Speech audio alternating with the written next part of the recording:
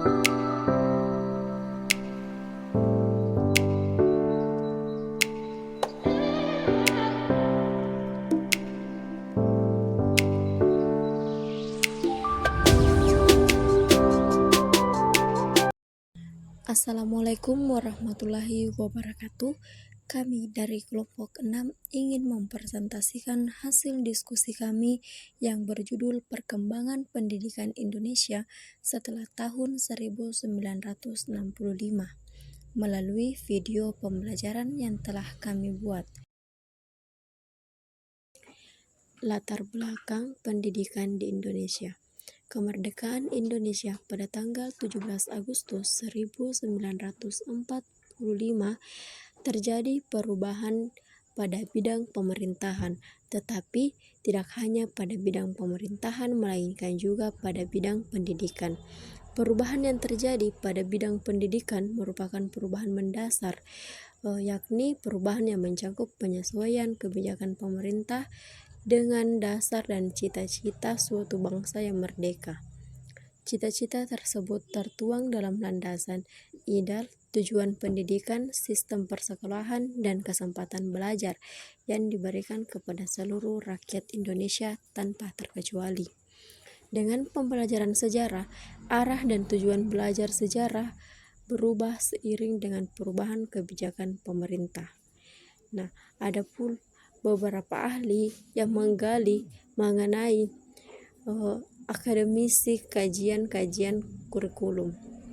Yang pertama itu akademisi yang menggali dengan pembelajaran sejarah di antaranya Zulkarnain. Dalam disertasi beliau yang berjudul Kebijakan Kurikulum di Sekolah Menengah Atas banyak membahas perkembangan pembelajaran sejarah, perbedaan yang mendasar antara disertasi tersebut. Ada pula kajian yang berikutnya merupakan dari Soehartono, mengenal implikasi kebijakan pendidikan era Soeharto pada eksistensi madrasah. Tulisan menyoroti kebijakan pemerintahan Soekarno pada madrasah, yakni melakukan sentralisasi. Jika tulisan tersebut hanya membahas madrasah, dampak kebijakan sentralistiknya, maka tulisan ini menyoroti perubahan pembelajaran sejarah sejak Orde Lama hingga Reformasi.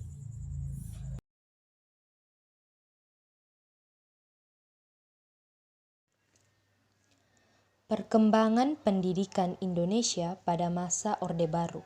Orde Baru secara harfiah adalah masa yang baru yang menggantikan masa kekuasaan Orde Lama. Namun, secara politis Orde Baru diartikan suatu masa untuk mengembangkan negara Republik Indonesia ke dalam sebuah tatanan yang sesuai dengan haluan negara, sebagaimana yang terdapat dalam Undang-Undang Dasar 1945. Secara falsafah negara, Pancasila secara murni dan konsekuen pendidikan Orde Baru mengusung ideologi keseragaman, sehingga menempatkan kemajuan dalam bidang pendidikan. Eptanas UMPTN menjadi seleksi penyeragaman intelektualitas peserta didik. Kurikulum pendidikan periode Orde Baru. Pada periode Orde Baru atau lebih dikenal dengan era manusia robot, sudah pernah menerapkan kurikulum pendidikan, antara lain 1. Kurikulum 1968. Kurikulum 1968, pendidikan diarahkan pada kegiatan mempertinggi kecerdasan dan keterampilan, serta mengembangkan fisik yang sehat dan kuat. Kelahiran kurikulum 1968 bersifat politis, mengganti rencana pendidikan 1964 yang diciptakan sebagai produk Orde Lama, dengan tujuannya pada pembentukan manusia Pancasila sejati. Secara umum, kurikulum 1968 berisi materi tentang anti-komunisme, anti-Soekarno, anti-demokrasi liberal, dan anti terhadap demokrasi terpemimpin. Yang kedua, Kurikulum 1975. Kurikulum 1975 adalah kurikulum di Indonesia yang dikembangkan berdasarkan proses dan prosedur pada teori pengembangan kurikulum. Ciri khusus dari kurikulum 1975 yakni menganut pendekatan yang berorientasi pada tujuan sehingga menuntut guru harus kompeten, menganut pendekatan integratif, menekankan peserta didik agar memiliki moral yang sesuai dengan Pancasila. Kurikulum ini berupaya agar pendidikan lebih efektif dan efisien berdasar MBO, Management by Objective. Metode, materi, dan tujuan pengajaran dirumuskan secara detail dalam prosedur pengembangan sistem instruksional PPSI atau yang kemudian dikenal dengan istilah satuan pelajaran, yaitu rencana pelajaran setiap satuan bahasan. Yang ketiga, kurikulum 1984. Kurikulum 1984 memiliki ciri-ciri sebagai berikut. Berorientasi kepada tujuan instruksional didasari oleh pandangan bahwa pemberian pengalaman belajar kepada siswa dalam waktu belajar yang sangat terbatas di sekolah harus benar-benar fungsional dan efektif. Kurikulum 1975 hingga menjelang tahun 1983 dianggap sudah tidak mampu lagi memenuhi kebutuhan masyarakat dan tuntutan ilmu pengetahuan dan teknologi. Karena itulah, pada tahun 1984, pemerintah menetapkan pergantian kurikulum 1975 oleh kurikulum 1984.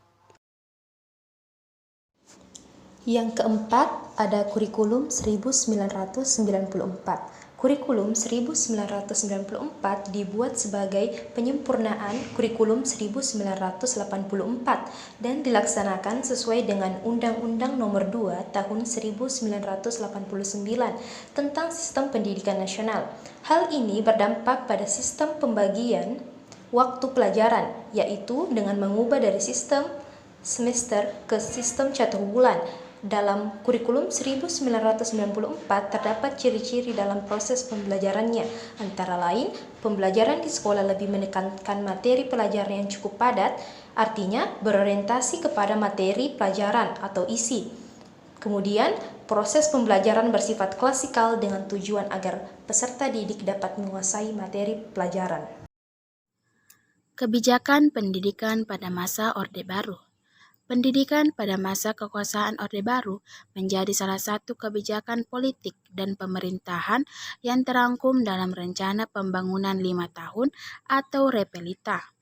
Target utama pembangunan pendidikan nasional pada Repelita 1 1969 sampai 1974 adalah pendidikan dasar 9 tahun yang semakin meluas dalam waktu 15 tahun. Serta perbaikan kualitas, akses, dan referensi pendidikan yang semakin terarah demi meningkatkan sumber daya manusia Indonesia. Kebijakan inilah yang tertuang dalam GBHN tahun 1973 seperti yang telah disebutkan sebelumnya. Sedangkan pada Repelita 2 1974 sampai 1979, strategi kebijakan pendidikan nasional meliputi 4 butir, yaitu peningkatan kualitas pendidikan, pemerataan kesempatan, memperoleh pendidikan, relevansi pendidikan, dan efisiensi pendidikan. Masa Orde Baru diarahkan pada penyeragaman. Pendidikan di masa ini diarahkan kepada uniformalitas atau keseragaman dalam berpikir dan bertindak. Pakaian seragam, wadah-wadah tunggal dari organisasi sosial masyarakat, semuanya diarahkan kepada terbentuknya masyarakat yang homogen. Pada masa ini tidak ada tempat bagi perbedaan pendapat, sehingga melahirkan disiplin semu dan melahirkan masyarakat peniru. Perkembangan pendidikan Indonesia pada masa reformasi. Secara harfiah, reformasi adalah membentuk atau menata kembali, yakni mengatur dan menerbitkan sesuatu yang kacau balau, yang di dalamnya terdapat kegiatan menambah, mengganti, mengurangi, dan memperbarui. Adapun dalam arti yang lazim digunakan di Indonesia, Era reformasi adalah masa pemerintahan yang dimulai setelah jatuhnya pemerintahan Orde Baru pada tahun 1998 oleh sebuah gerakan massa yang sudah tidak terbendung lagi. Dari sejak tahun itu sampai sekarang disebut sebagai era reformasi. Pasca lengsernya Soeharto dari tahta presiden, pemerintah hanya fokus pada masalah pemerintahan saja. Artinya, pemecahan masalah politik dan ekonomi yang paling diperhatikan oleh pemerintah dan menyebabkan sektor lain seperti pendidikan kurang mendapat perhatian yang serius pada masa awal reformasi. Perubahan politik dari Orde Baru hingga reformasi banyak mengubah tatanan negara Indonesia. Era reformasi memberi ruang yang cukup besar bagi perumusan kebijakan pendidikan baru yang bersifat reformatif dan revolusioner. Bentuk kurikulum menjadi berbasis kompetensi, begitu pula pelaksanaan pendidikan berubah dari sentralistik menjadi desentralistik. Kurikulum yang dipakai pada masa reformasi antara lain: 1. Kurikulum 2004 KBK. Kurikulum 2004 sebagai kurikulum pertama yang dicetus masa reformasi juga dikenal sebagai kurikulum berbasis kompetensi KBK.